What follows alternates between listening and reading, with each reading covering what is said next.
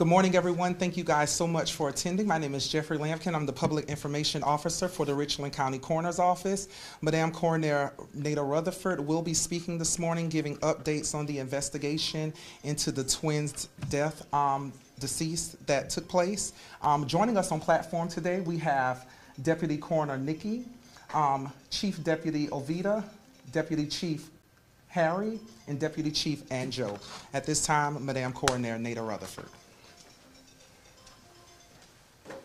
Thank you, Jeffrey, and thank you for everyone that's here today. I'd like to make a correction because our folks work very difficult jobs, and I would like them to have the recognition that they deserve. We have two chief deputies, Ann and Harry, our deputy chief, Ovita Wilson, and our field training officer and head of our child fatality team, Nikki Acera. I am grateful for all of their hard work. Richland County EMS was dispatched at 1740 on September 1st to 10336 Wilson Boulevard to the Sunshine House Early Learning Academy located in Blythewood. On arrival at 1754, paramedics quickly assessed for signs of life and finding none, pronounced both children, who are identical twin boys, dead at 1755. The Richland County Coroner's Office confirmed that Bryson, spelled B-R-Y-S-O-N, and Brayden, spelled B-R-A-Y-D-E-N, McDaniel of Blythewood, South Carolina, aged 20 months old, were in fact deceased. The Richland County Coroner's Office has reinstated the child fatality team led by Deputy Coroner and Field Training Officer Nikki Acera, who were deployed immediately yesterday, along with the others you see standing before you. Our office is working in collaboration with law enforcement, namely the Richland County Sheriff's Department and the Department of Social Services, to gather all pertinent information that may assist in pinning down a more exact timeline of the events that led to Bryson and Brayden's demise. At this point in the investigation, we believe that Bryson and Brayden may have been in the car for 9.5 hours before 911 was called. I personally attended their autopsies this morning. Bryson and Brayden do not show any physical signs of trauma or abuse. Comprehensive x-rays do not reveal any healing fractures or acute fractures. Their internal organs were developing normally, and the only abnormalities were found in the lungs. An examination of their stomach contents is consistent with no oral intake for the time frame that we believe they were in the vehicle. Further assessment under microscope, histology, and toxicology will reveal any things that were not visible during this part of the exam.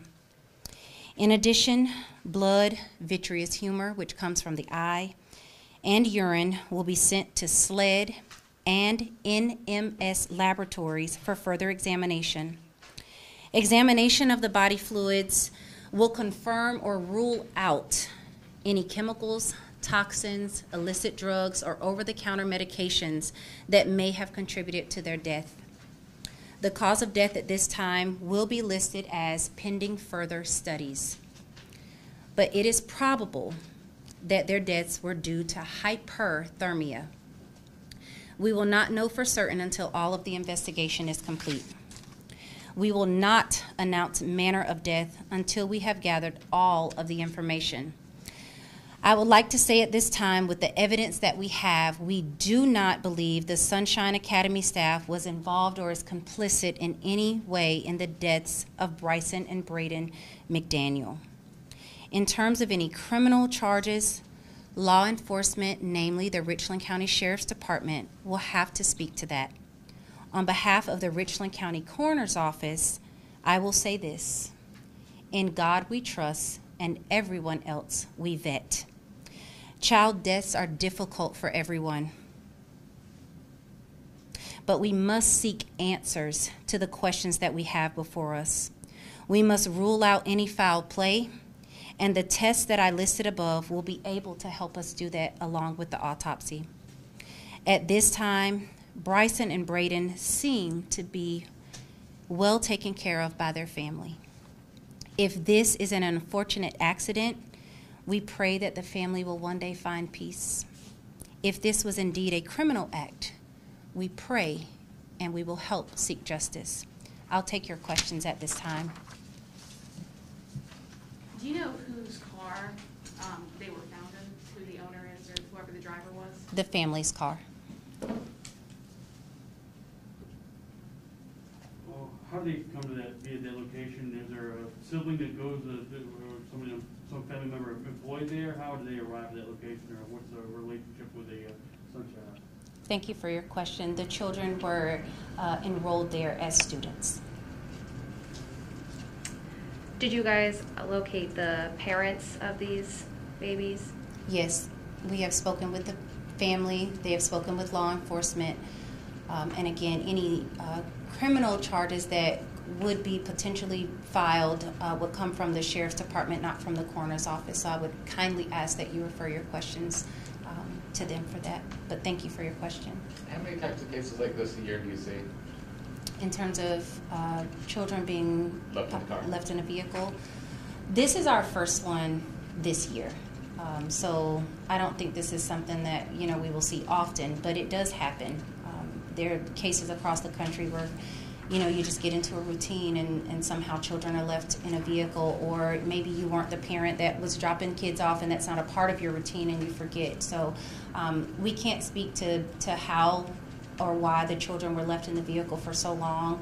And again, that's why I state if this is an unfortunate accident, we pray the family can find peace. But if it was a criminal act, we will help seek justice for these babies. Do you have any suggestions to parents so they don't accidentally forget their kids in the back seat? I do, and I'm really glad that you asked that question, so thank you for that.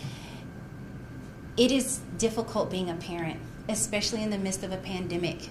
You have so many other external stressors that are not a part of your normal routine. So we ask families, we ask mothers and caregivers to be diligent about checking your vehicle for your child. Just check. Open the back door. Check the car seat.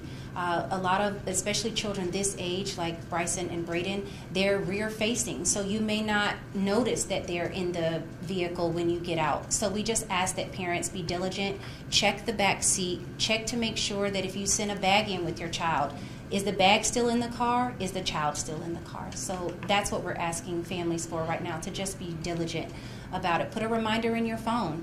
Did I drop the kids off? Very easy thing to do. All of us have cell phones. All of us have smartphones. It's a very easy way to make sure that something like this doesn't happen to your family. Do you know if these car seats were rear-facing? They were rear-facing car seats. Are you able to share how these babies were found, or if, in fact, like a car window was broken in order to get them, or any of those details? I will say this. There was a broken car window, but the children were already deceased at that point that the window was broken out. Do you know which window that was? I will let law enforcement speak to the state of the vehicle on that. Did you say it was the back window then? Yes. Do you happen to know why the sheriff's office isn't here with you right now? They are conducting an investigation, and we are responsible for Bryson and Brayden in a different way than the Sheriff's Department. We work in collaboration with them, and so I know that if our Sheriff's Department isn't standing here with us, it's because they're actively working to find out what happened to Bryson and Brayden on the law side. I apologize if you answered this already, but again, who exactly found those children? The children were discovered by by one of their parents. Do you know if it was the father? I will let law enforcement address that, because right now no criminal charges have been filed, and I do not want to criminalize a father or a mother that may have accidentally left their child in a vehicle. So I will, out of respect for the parents who may just be terribly grieving right now, I will not say which one. Is the parent who found them the owner of the car or the driver of the car? The parent was driving the vehicle that belongs to the family. Do the children have any other siblings? They do. And To your knowledge, when they were in the car, were they supposed to be in fact inside the daycare at that time? Or? Yes, sir. And do we know of any reports made out from that daycare that they were absent or not present or any type of communication with them? We do not have any reports from the daycare facility that they were missing that day. There was nothing filed, I'll say. You said you believe that they may have been inside for over 9 hours. Do you have any idea of when the vehicle may have gotten to the daycare? The vehicle and where the children were found, they arrived around 5:30 yesterday evening. Just a small detail. Yes. We could say vehicle, we keep saying car though, like an SUV, just to be specific in the writing of this. Oh, absolutely. Could you? It's an SUV type vehicle. It's a smaller. Small SUV. Yes. You know what the make and model is? Out of privacy for the family, I'd like to not reveal that information. I apologize. To clarify my question, I meant what time in the morning did they happen to get to the daycare? Like, was the car there all day? No, and I see what you're saying. No, the car was not parked in the parking lot all day. I think that would have been certainly something that the staff would have noticed. The vehicle came to the facility around, or to that address around 5:30 p.m., and then EMS was dispatched at 17:40, which is 5:40 p.m. So the person went to go pick up the children, correct? Yes. Do you know where the vehicle was? I understand it was at a workplace. Do you know what that workplace was? Again, out of respect for the family, I will not reveal that information. But it is believed that the children were possibly in the vehicle all day, And do you, obviously with the time frame. and can you talk about the damage to the lungs that tell you this is their cause of death? So this is why we do, why we have a cause of death as pending further studies, because we need to look at those things underneath a microscope. We need to send them off for further testing. And so it would be actually very unprofessional of me to say this is exactly what caused this, because there are so many factors that go into determining what that abnormality was caused from. So just professionally speaking, I would like to wait until we have more information. So just to clarify the timeline, so the children were in the car, which was driven by one of the parents, at another place, a workplace, for the duration of the day, and then at 5:30 came to Sunshine House, and that's when Yes. EMS was called. Okay. Yes. We believe the children were possibly placed in the vehicle around 7:30 or 8 a.m. And this is a difficult question to ask, but it was, when a child has possibly passed away for several hours, is there any way the parent would have been able to smell that? You're asking if there's any odor associated with the death. There are odors associated with death. It depends on what type of death, obviously. In this instance, I will wait until we have more information before I speak to those very small details like that, because if this does end up being a criminal case, then we will certainly share that information. From conversations with the family, did the parent forget the children were in the back seat, or is that still under investigation? It is under investigation, but I'll tell you this. We have two very distraught parents. Two very distraught parents. Are there any other questions? And just for you, I mean, this is very difficult, I'm sure, for you to stand in on that autopsy. How did it affect you? I think in situations like this, for me, I try not to assign personal value in that. I try not to imagine myself in the situation. I want to know what happened to Bryson and Brayden McDaniel. I want to know how I'm standing in an autopsy room looking at 20-month-old babies have an autopsy done. So for me, I want to know what happened. And that is how I'm able to do this job every single day. It's how my chiefs and my deputy chief and my field training officer are able to do this job every single day, because we want to know what happened. And so we ask questions and we try to find those answers so that we can give families closure. Since certainly that they had been in the car for a long amount of time, but with as warm as it is outside right now, just how long does it take for, especially infants who are left in a car without air conditioning, that before that situation becomes dangerous? So that depends on a number of factors. It depends on the hydration level. Did they have something to drink or eat? We know that they possibly did not because their stomach contents, well, there were no stomach contents. So it depends on a variety of factors. So there's no like simple answer to that question.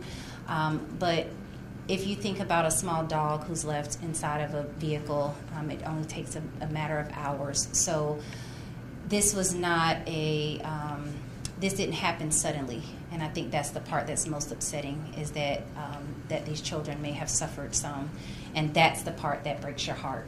It's not the autopsy, it's not, you know, having to process the scene, it's that they may have suffered some in this process. So we just want to find answers and try to find out what happened. But in terms of the timeline, there are just way too many factors to consider. But I will say that in the heat, things happen faster. Are there any other questions? I want to thank you guys for being here today. I want to thank my amazing team who have probably had about 2 hours of sleep and are standing here with me. We're all a little tired today, but we will not sleep until we find answers to these questions. So thank you guys. We appreciate you.